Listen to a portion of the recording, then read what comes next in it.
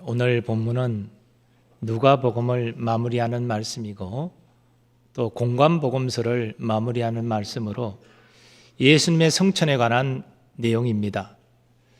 사도행전에는 예수님이 제자들을 데리고 예루살렘 동쪽에 있는 감람산으로 가셔서 제자들 보는 가운데 성천하셨다고 증거합니다. 그런데 오늘 본문은 예수님께서 제자들을 데리고 베다니 앞까지 가셔서 거기서 성천하신 것으로 기록되어 있습니다. 이것은 서로 다른 내용이 아닙니다. 베단이라는 동네가 감람산 동쪽 기슭에 위치해 있기 때문에 예수님의 성천 장소를 본문이 좀 더 자세히 말하고 있는 것입니다. 본문을 보면 예수님은 성천하시기 전에 손을 들어 제자들을 축복하셨습니다. 그 축복의 내용은 기록되어 있지 않지만 짐작컨대 예수님 성천하시면 남겨질 제자들이 여러 가지 어려움을 겪을 것이라고 생각하시고 하늘 아버지의 보호 아래 있기를 축복하셨을 것입니다. 그리고 제자들이 약속된 성령을 받아서 사명을 잘 감당할 수 있기를 축복하셨을 것입니다. 더 나아가 예수님과 영광 가운데 다시 만나기를 축복하셨을 것입니다. 그리고 예수님은 제자들을 떠나 하늘로 올려지셨습니다. 이 올려지셨다는 말은 수동 형태로 예수님 스스로 하늘로 올라가셨다는 말이 아니고 하늘 아버지께서 예수님을 하늘로 데리고 가셨다는 의미입니다. 물론 여기 하늘은 우리가 눈으로 보는 하늘이 아니라 하나님 계신 하늘나라 천국을 의미합니다. 그런데 본문에는 하늘로 올려지시니라는 이 말씀에 꺽쇠 표시가 있습니다. 이것의 의미는 이 성경의 기본이 되는 성경 사본에는 이 말씀이 있지만 기본이 되는 사본 이전에 오래된 사본에는 이 말씀이 없다는 의미입니다. 그래서 추측컨대 본래 누가복음 원본에는 이 말씀이 없었지만 후대에 사본으로 쓰면서 더 자세히 설명할 요량으로 이 말씀이 붙었다라고 이해됩니다. 하지만 본문의 문맥상 전혀 어색하지 않기 때문에 그대로 두고 읽어도 무방하겠습니다. 이 대목에서 어떤 사람은 의문을 표합니다. 아니, 육체를 가지신 예수님이 그 모습 그대로 하늘나라로 가셨다고요? 어떻게 그런 일이 일어날 수 있습니까? 네, 의문을 표하는 것은 자유로운 일이지만 전능하신 하나님, 말씀으로 천지를 창조하신 하나님은 능히 그렇게 하실 수 있습니다. 또 성경에는 이미 에녹과 엘리야가 죽음을 경험하지 않고 하늘로 올려지심을 당했다라고 말하고 있지 않습니까? 그리고 당시 예수님의 몸은 우리와 같은 죽을 몸이 아니고 부활의 영광스러운 몸이었습니다. 그러므로 예수님의 성천은 전혀 이상할 일이 아닙니다.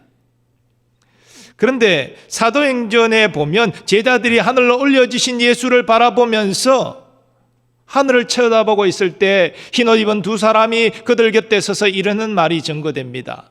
이 흰옷 입은 두 사람은 물론 천사들입니다. 갈릴리 사람들아, 어찌하여 서서 하늘을 쳐다보느냐? 너희 가운데서 하늘로 올려지신 이 예수는 하늘로 가심을 본 그대로 오시리라. 바로 예수님의 재림을 예고했습니다. 그래서 사도들은 또 더 나아가 예루살렘 교회 성도들은 그들이 살아있을 때 예수님 재림하실 것이라는 믿음을 당시 가졌습니다. 그들의 재림신앙은 확고했습니다. 오늘 본문은 예수님의 성천 후 제자들이 큰 기쁨으로 예루살렘으로 돌아가 늘 성전에서 하나님을 찬송했다, 그렇게 증거합니다. 오늘 말씀에서 우리가 주목해야 될 것이 있는데 그것은 예수님의 십자가 죽음으로 낙심하고 두려움에 사로잡혔던 제자들이 완전히 변화되었다는 것입니다. 유대인의 왕이 될 것으로 기대했는데 예수님 무기력하게 십자가 죽으셨습니다. 얼마나 낙심이 됐을까요? 또 예수님을 죽인 것처럼 자기들도 붙잡아 유대인들이 죽일까 두려움에 그들은 또한 사로잡혔습니다. 근데 오늘 본문에 보면 큰 기쁨으로 예루살렘에 돌아갔다, 성전에서 하나님을 찬송했다, 완전히 변화된 그들의 모습을 증거하고 있습니다. 이런 제자의 모습은 오늘 우리의 모습을 돌아보게 합니다. 오늘 우리는 몸이 건조한 신앙생활을 하고 있는 것이 아닙니까?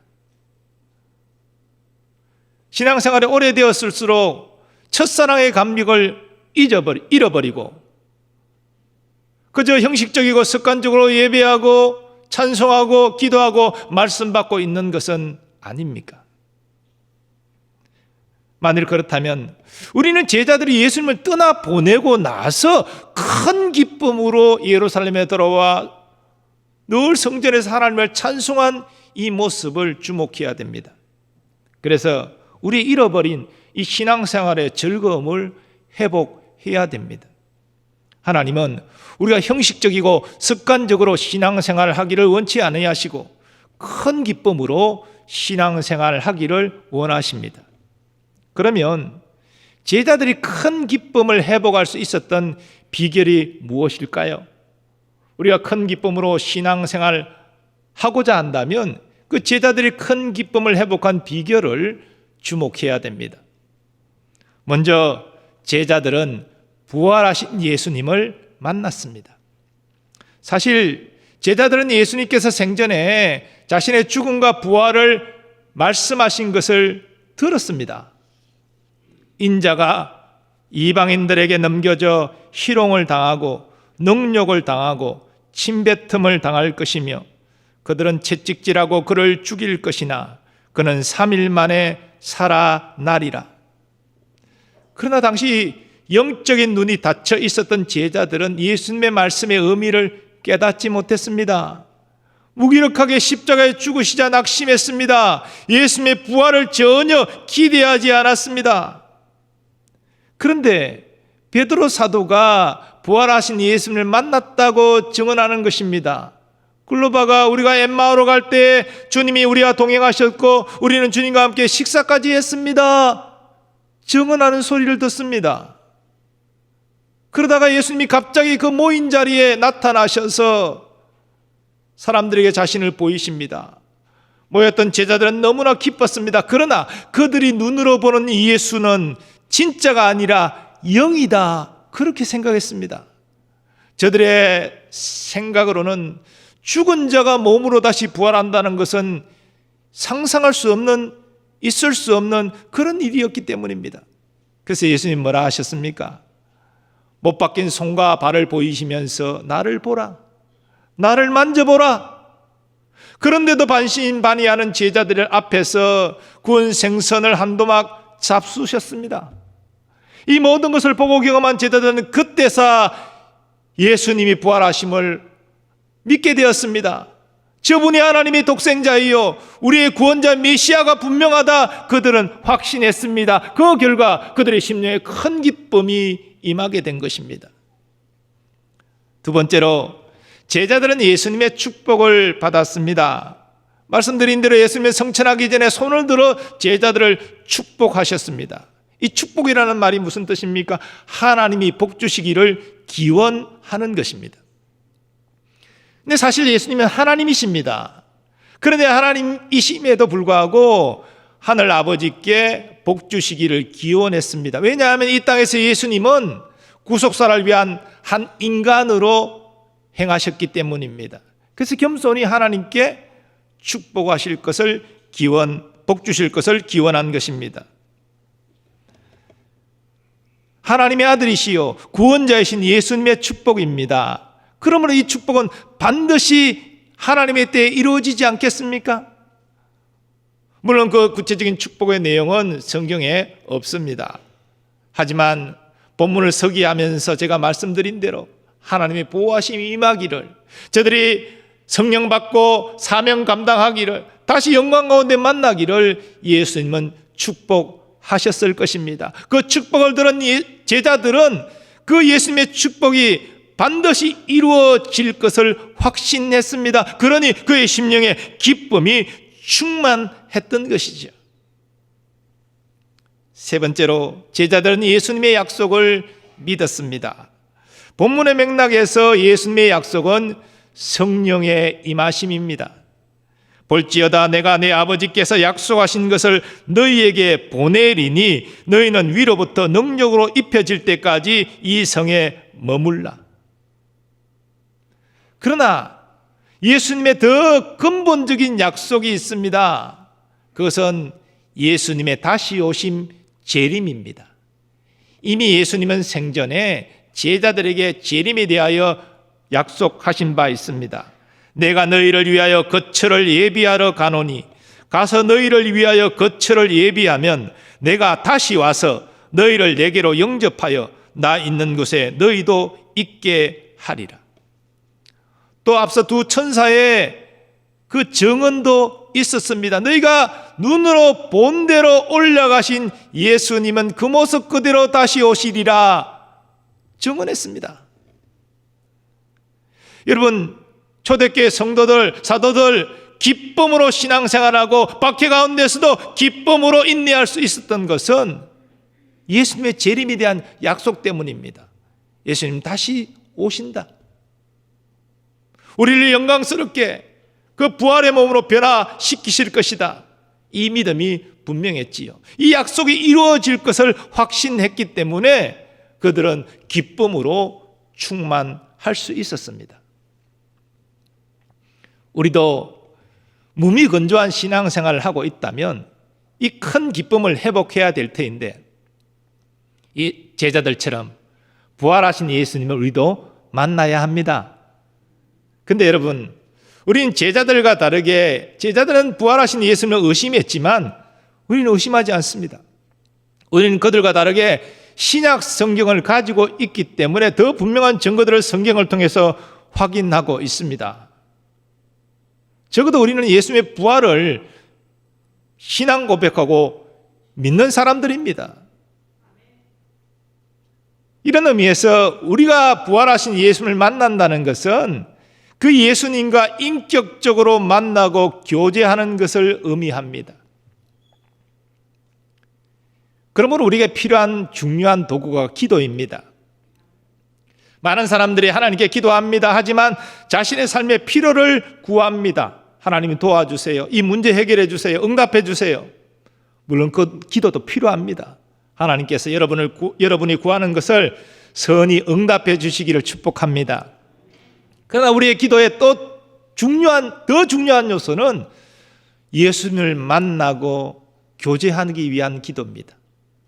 주님의 사랑 안에 거하면서 그 사랑을 통해서 주님과 교제하는 그 기도입니다. 하나님은 일찍이 에레미야 선지자를 통해서 하나님을 만날 수 있는 비결을 이렇게 말씀하셨습니다. 너희가 온 마음으로 나를 구하면 나를 찾을 것이요 나를 만나리라. 예수님 만나기를 온 마음으로 갈망하며 나아갈 때 예수님 우리를 만나 주신다는 것이지요. 그 사랑의 교제 가운데 거하게 하신다는 것입니다. 주님과의 만남을 사모하고 갈망하심으로 우리 예수님 만나고 그 사랑의 교제 가운데 들어가서 주님 주시는 기쁨으로 충만하기를 축원합니다. 또 우리는 제자들처럼 예수님의 축복을 받아야 됩니다. 우리가 이렇게 영적 교제 가운데 예수님의 직접적인 축복을 받을 수도 있습니다. 그러나 이 신약시대의 더 보편적인 축복을 받는 비결, 그건 곧 하나님의 복을 받는 비결인데요. 그것은 하나님의 약속 말씀을 통해서 받는 것입니다. 우리는 신구약에 기록된 하나님의 모든 약속을 받을 자격이 있는 자들입니다. 이 약속 말씀은 어떤 특별한 사람을 위한 것이 아니라 모든 믿는 자들을 위한 것입니다. 이 말씀을 아멘으로 받는 여러분 되시기 바랍니다. 하나님의 약속 말씀을 붙잡고 의지하는 여러분 되시기 바랍니다. 우리가 형식적으로 습관적으로 아멘하는 것이 아니라 진실로 하나님 내게 주신 약속의 말씀인지 믿습니다. 하나님의 때에 이루어 주실 줄 믿습니다. 아멘 아멘 하며 나아갈 때 우리 하나님은 내 귀에 들린 대로 내가 역사하리라 말씀하셨습니다. 그 아멘의 진실한 믿음의 고백을 통해서 하나님은 우리에게 복 주실 줄 믿습니다. 종합하면 우리는 기도 가운데 주님을 만나 교제함으로 큰 기쁨을 누릴 수 있습니다. 또 하나님의 약속 말씀을 붙잡고 의지하고 아멘함으로 하나님이 주시는 복을 누려 큰 기쁨으로 충만할 수 있습니다. 자, 그런데 우리의 심령에 큰 기쁨이 임하면 그저 그 기뻐하는 것에 머물러 있어야 합니까? 아닙니다. 오늘 본문의 제자들을 보면 그들이 큰 기쁨을 누렸지만 그 기쁨으로 행한 바가 있습니다. 우리도 그와 같이 주님 주시는 큰 기쁨이 우리에게 충만할 때 제자들처럼 우리도 행해야 하는 것입니다. 먼저 제자들은 예수님의 말씀에 순종했습니다. 예수님은 성천하시기 전에 내가 내 아버지께서 약속하신 것을 너희에게 보내리니 너희는 위로부터 능력으로 입혀질 때까지 이 성에 머물라 명하셨습니다. 그래서 갈릴리 출신들이 대부분인 사도들은 갈릴리로 가지 않고 예루살렘으로 갔습니다. 그리고 주님 말씀하신 대로 성령의 임하심을 위하여 간절히 기도했습니다. 하나님 말씀에 순종한 것입니다. 그랬더니 오순절 성령 세례가 임하고 성령으로 충만해졌습니다. 예루살렘 교회가 시작되었습니다. 그리고 교회가 시작되고 처음 행한 일이 무엇입니까? 복음 전파입니다. 베드로는 모여든 유대인들에게 주의 죽음과 부활을 증거했습니다. 큰 찔림을 받은 유대인들은 형제들아 우리가 어찌하여 구원을 받을꼬? 그리하여 회개하고 세례받아 3,000명이 구원받습니다. 그리고 시간이 지나 스데반 집사가 순교당하고 예루살렘 교회 박해가 임할 때 사도들 외 온 성도들이 흩어지면서 유대 지역과 사마리아 지역에 복음을 전합니다. 그런데 여러분, 이 복음 전파를 그들은 억지로 의무감으로 하지 않았습니다. 큰 기쁨으로 감당했습니다. 우리도 큰 기쁨으로 순종해야 됩니다. 주님 만나고 약속 말씀 붙잡고 하나님의 복을 받음으로 우리가 큰 기쁨으로 충만할 수 있습니다. 그런데 하나님은 우리가 기쁨의 충만함 그 자체만 감정의 유의로 즐기라, 그래서 기쁨을 주시는 것이 아닙니다. 너의 큰 기쁨을 가지고 순종하라. 주님은 말씀하고 있습니다.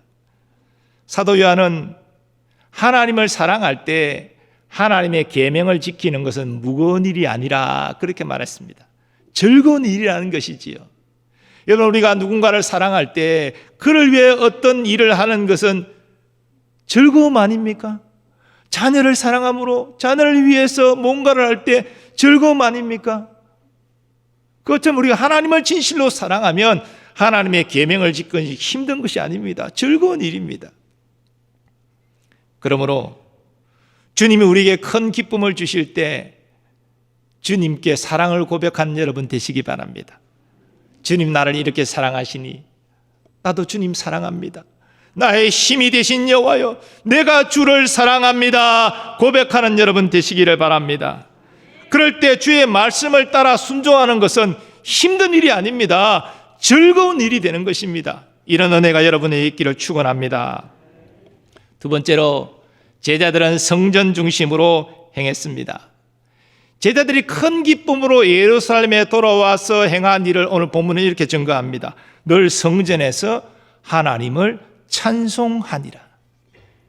또 사도행전에는 예루살렘 교회 성도들이 행한 일을 이렇게 증거합니다. 날마다 마음을 같이하여 성전에 모이기를 힘쓰고. 제자들이 성전에 모여서 뭐 했습니까? 하나님께 예배했습니다. 찬송은 예배의 한 부분일 뿐입니다.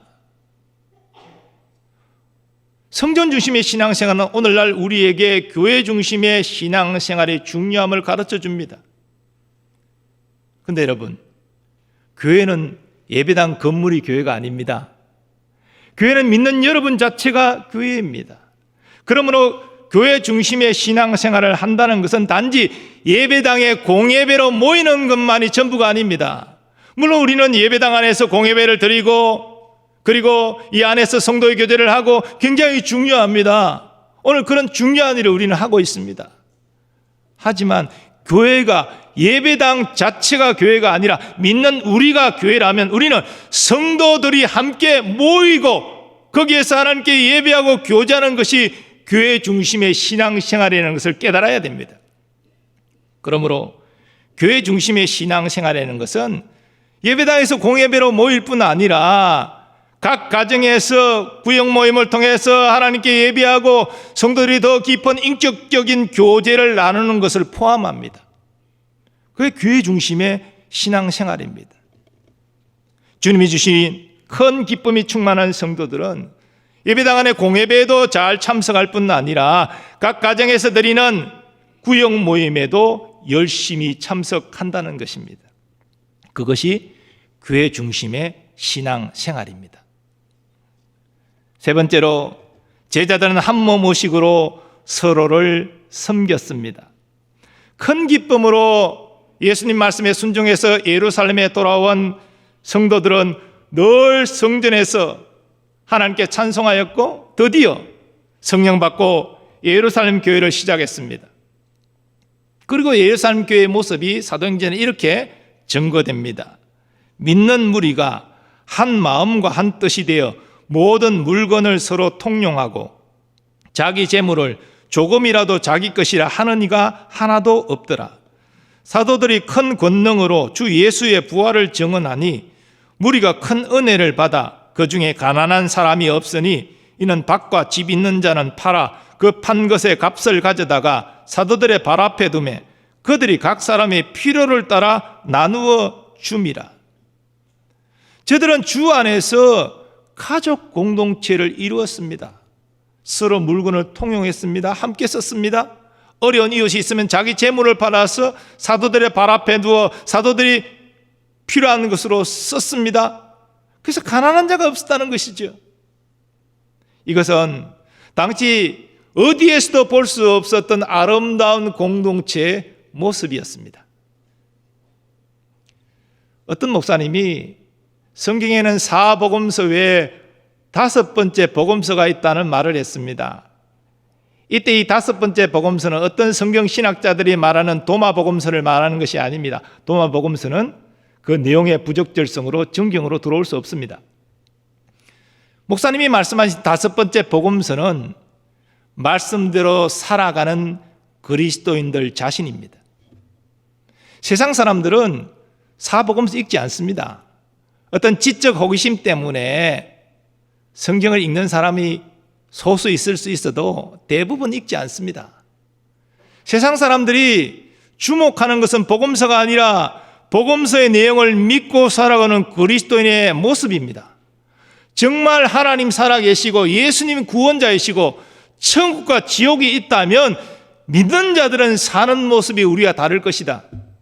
그런 기대감을 가지는 것이 합당한 일 아니겠습니까? 그래서 그리스도인의 삶을 주목하는 거예요. 그런데 정말 우리가 세상 사람과 다르려야 하는 그 중요한 모습이 바로 사랑함으로 서로 섬기는 모습이라는 것입니다.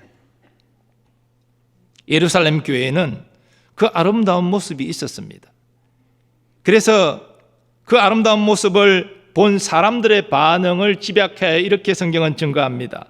온 백성에게 칭송을 받으니 주께서 구원받는 사람을 날마다 더하게 하시니라.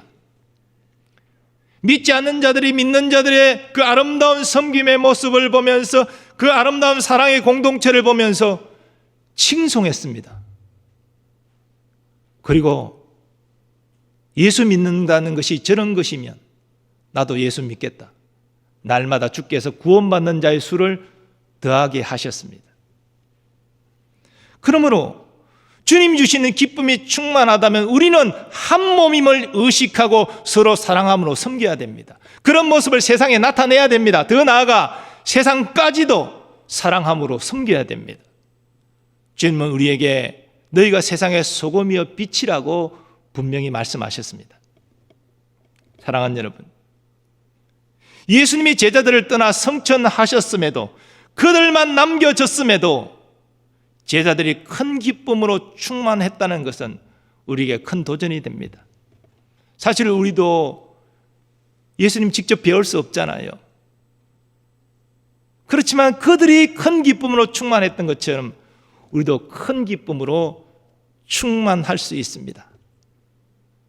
이를 위해서 예수님 만나기를 간절히 사모하시고 예수님과 만나고 사랑함으로 교제하는 은혜가 있기를 축원합니다.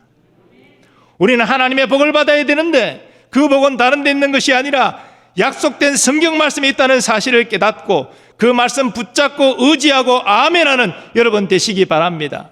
하나님의 때에 약속대로 이루어 주실 것이다. 그 신실하신 하나님을 고백하는 여러분 되시기 바랍니다. 이 믿음 위에 굳게 서 있을 때 주님은 우리의 심령에 큰 기쁨을 허락하여 주실 것입니다. 제자들들은 큰 기쁨으로 신앙생활하게 하실 것입니다. 순종하게 하시고 교회 중심으로 신앙생활하게 하시고 그리고 사랑으로 서로를 섬기는 아름다운 공동체를 이루게 하실 것입니다. 말씀을 준비하면서 이 말씀을 저에게도 적용해 봤습니다.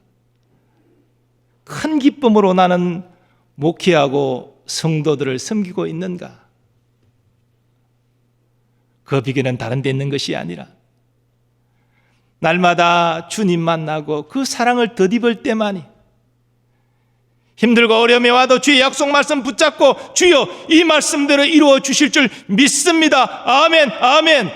그 말씀을 붙들 때만이 내 심령에 몸이 건조함이 아니라 주님 주시는 기쁨으로 충만하고 교회와 성도를 섬길 수 있다는 것을 다시 한번 깨닫게 되었습니다.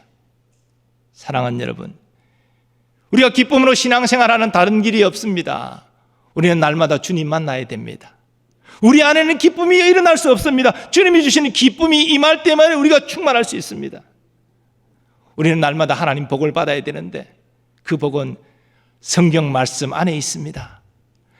그 약속의 말씀 붙잡고 아멘하고 신뢰하고 의지하고 하나님 바라보심으로 어떤 어려운 환경 가운데서도 주님 주신 기쁨으로 충만한 여러분 되시기를 바랍니다.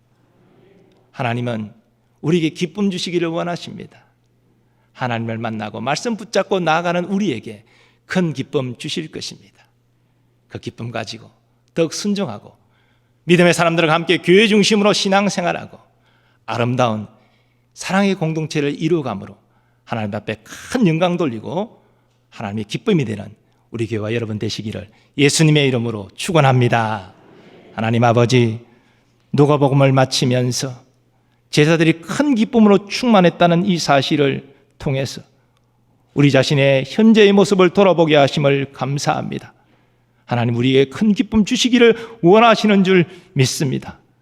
다른 길은 없습니다. 날마다 주님 만나고 사랑함으로 교제할 때에 주의 약속 말씀 붙잡고 의지하고 아멘하며 나아갈 때에 주께서 우리의 마음에 큰 기쁨 주실 줄 믿습니다. 그 기쁨으로 순종하고 함께 더불어 신앙생활하며 그리고 사랑의 공동체를 이루어갈 수 있도록 은혜 베풀어 주시옵소서. 예수님의 존귀하신 이름으로 기원하옵나이다. 아멘.